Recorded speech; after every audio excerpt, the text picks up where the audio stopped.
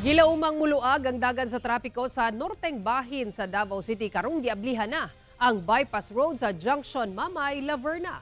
Ano yung report ni John D. Esteban?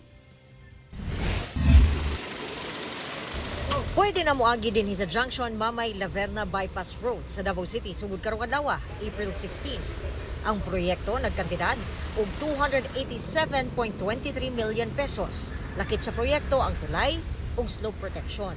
Dunay gilayon nga 1.5 kilometers.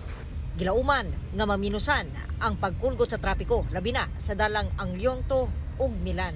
Nga tanggalon nato tong gikan diri nga right turn only. Nya dapat mulipto na po ka dito sa one way padulong sa Mamay Road. So tanggalon po tong no entry para katong gikan diri sa Laverna diversion road padulong dito sa Mamay Road is tuloy-tuloy na siya. Dili na siya mo right para mo tuyok na po siya dito para sa one way.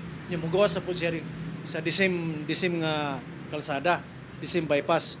Sumara sa Department of Public Works and Highways Region 11 na dilatar ang pag-abri sa dalan tungkol sa problema sa road right-of-way. Karon lang nato siya na open.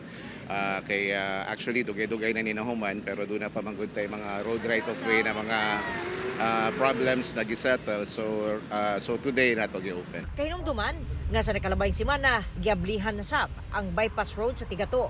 Sumala sa DPWH 11 nakatakdang matapos sa sab ang nabiling laing duha ka lane sa coastal road sa Rojas. Pinalauman nato na mosunod in a few weeks is ang ato ang 2 lanes na gidungag dito sa exit sa Rojas sa coastal road.